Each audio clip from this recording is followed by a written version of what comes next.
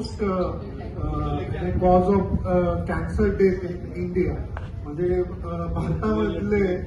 भारतामध्ये जवळजवळ म्हणजे 27% म्हणजे पूर्ण जगाचे मिळून 27% ज्या डेथ सर्वायकल कॅन्सरनी होतात त्याच्यात भारताचा हा खारीचा वाटा आहे. खारीचा वाटा हा ऍक्च्युली चांगल्या गोष्टीमध्ये पाहिजे, पण आपलं दुर्दैव आहे की आपल्या ऑलमोस्ट 27% ग्लोबल ज्या डेथ आहे तर त्या भारतामध्ये होतात आहे.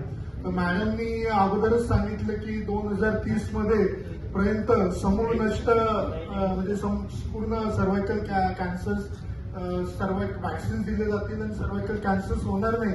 पण संगीता मॅडम ज्या स्पीडने जातात ते, तर नाशिकमध्ये 2025 पर्यंत म्हणजे सर्व मुलींना हे वॅक्सिन्स हे नक्की दिले जातील.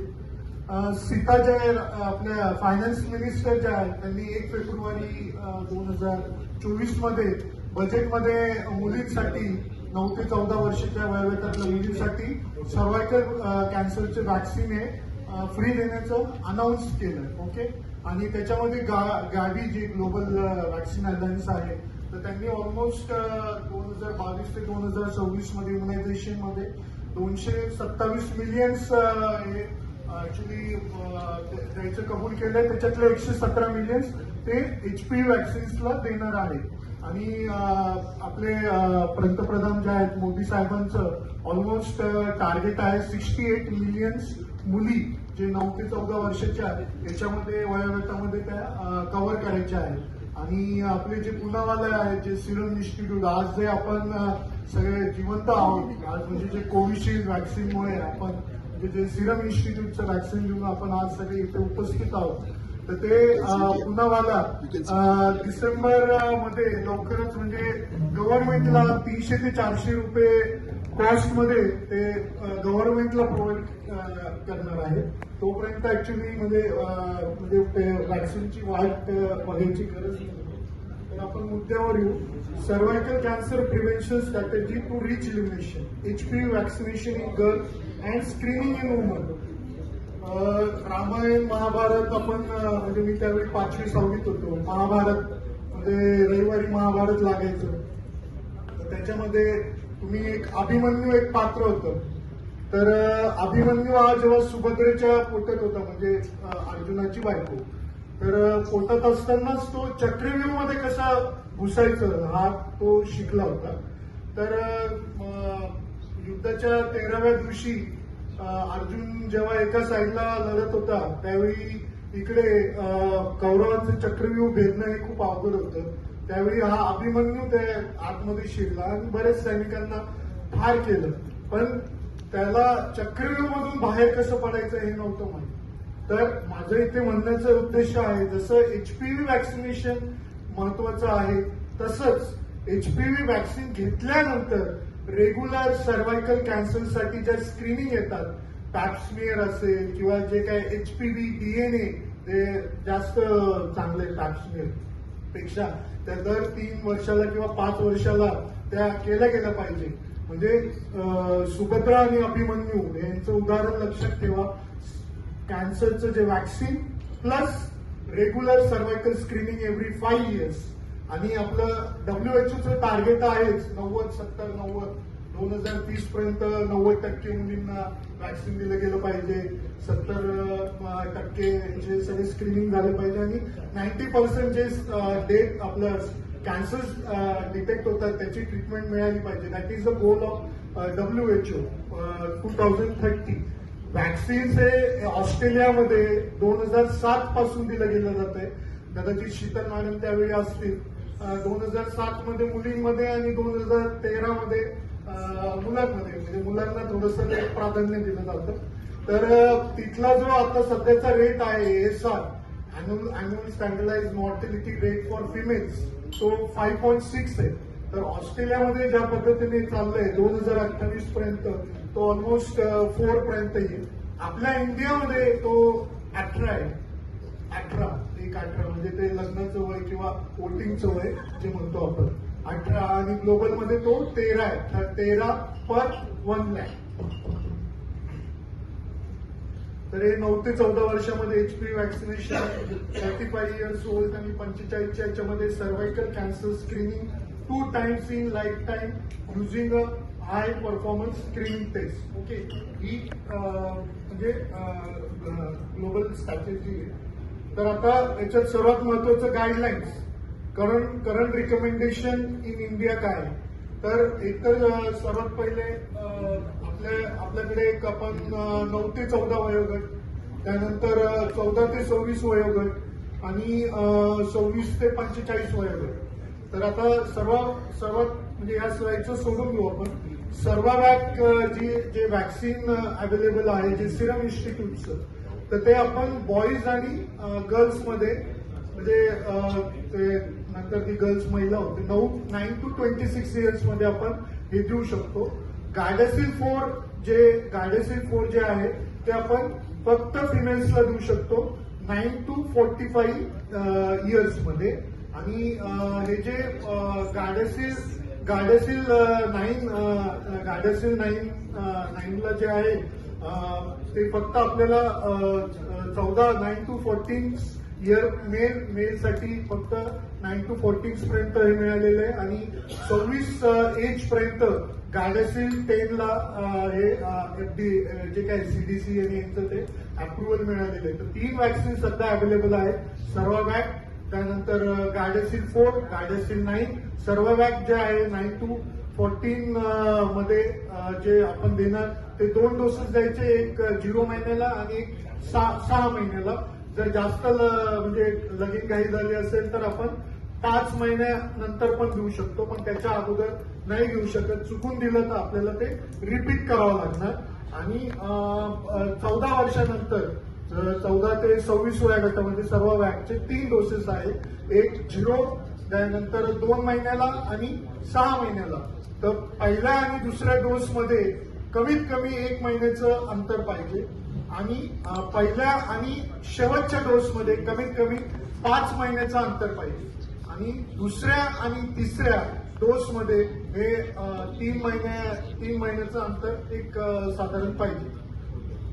आणि सर्वात महत्वाचं, इम्युनो कॉम्प्रोमाइज पेशंट जे असतात, जे long term steroids modern age किंवा ज्यांना बोन मॅरो ट्रान्सप्लांट मिळालेले किंवा सॉलिड ऑर्गन ट्रान्सप्लांट मिळालेले, तरी अशा याच्यामध्ये HIV किंवा इम्युनोडेफिशियन्सी त्याच्यामध्ये we have to give 3 doses. म्हणजे जरी तो 9 ते 14 वयोगटामध्ये असेल तरीही आपल्याला 3 डोसेस द्यायचे.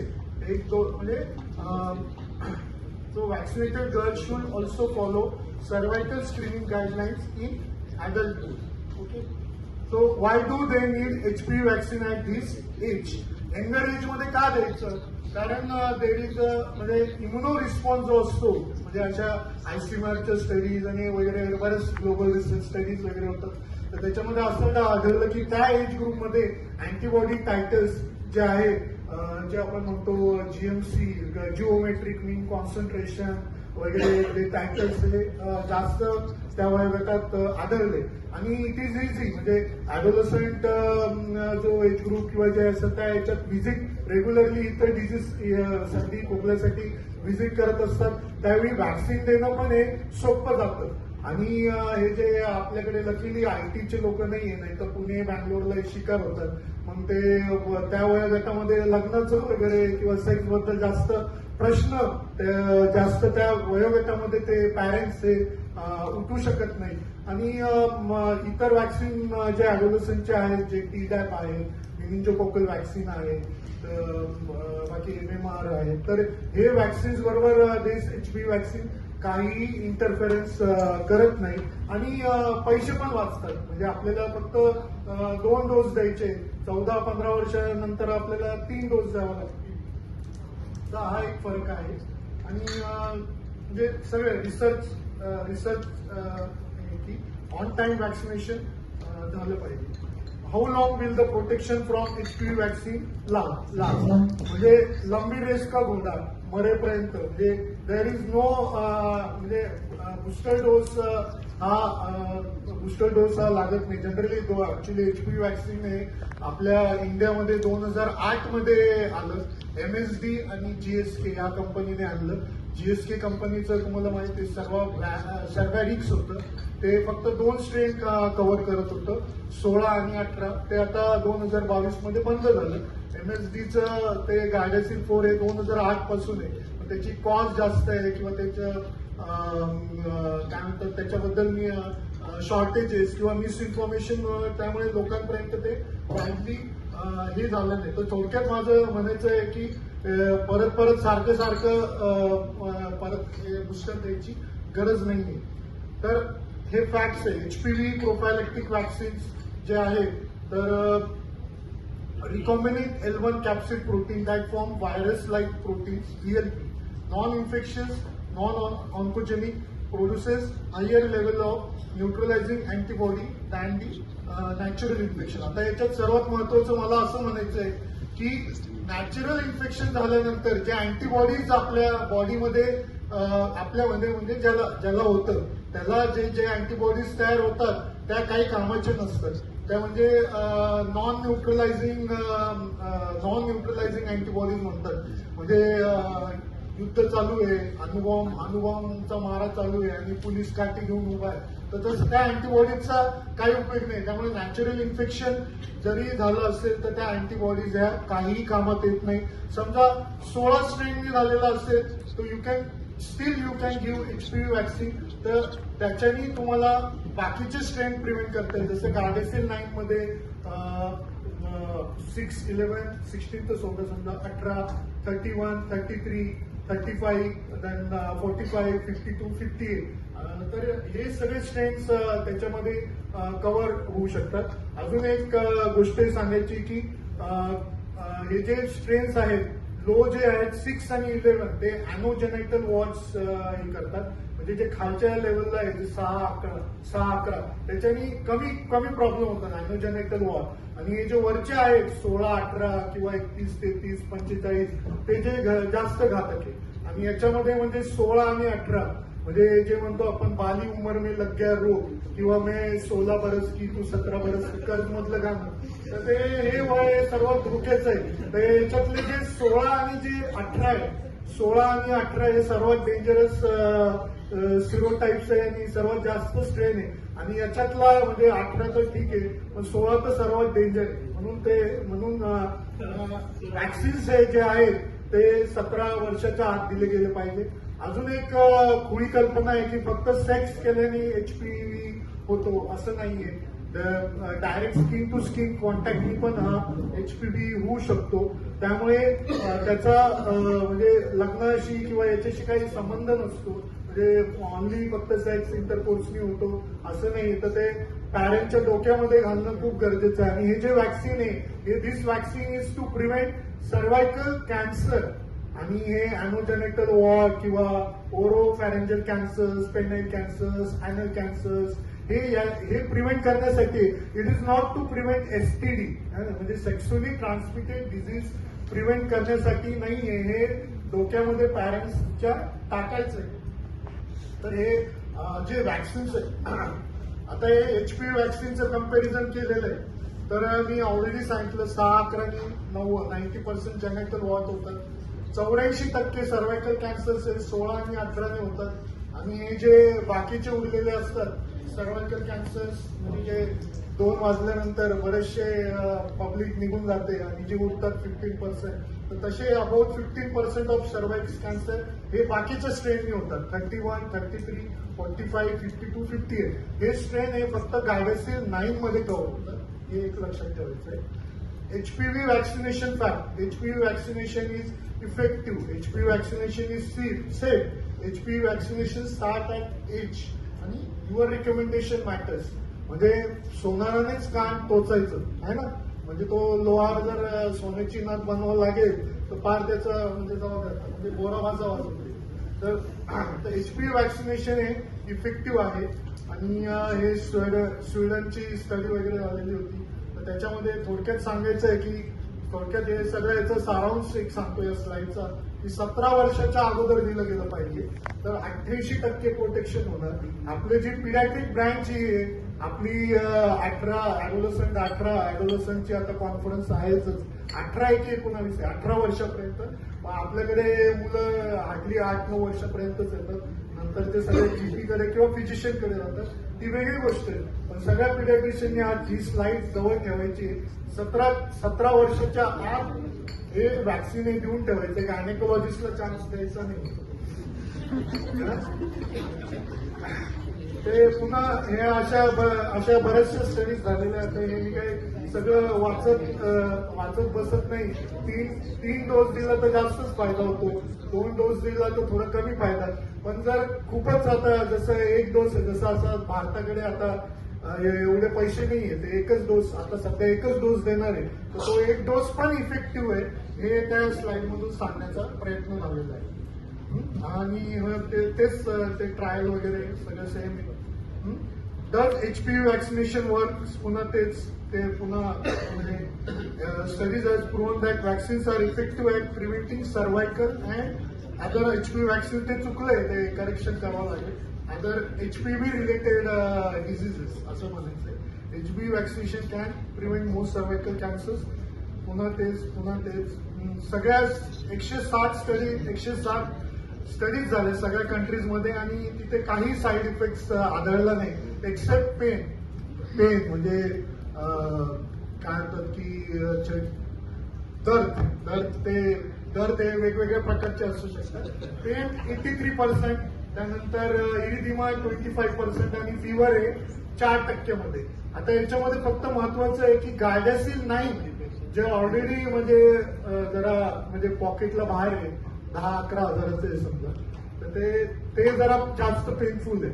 पण मग पेशंटला तुम्ही कसं सांगणार, तर ते जास्त पेनफुल जरी असलं त्याचं एक कारण आहे ऍडज्युव्हंट त्याच्यात जास्त आहे. पण त्याच्यामध्ये हे बाकीचे 15% जे आहेत, म्हणजे 15% जे मी म्हटलं ना, 31, 33, त्यानंतर 35, 52, 58 हे पण सेरोटाईप्स कव्हर होतात. त्यामुळे म्हणजे छडी लागे छमछम विद्या ही घमघम, म्हणजे थोडं परीक्षेच्या अगोदर थोडीशी भीती गरजेची असते. थोडं पेन घ्या, पण गार्डॅसिल 9 घ्या. म्हणजे आपला पिडियाट्रिक जो म्हणजे प्रोफेशन आहे थोडासा तो पण श्रीमंत होईल.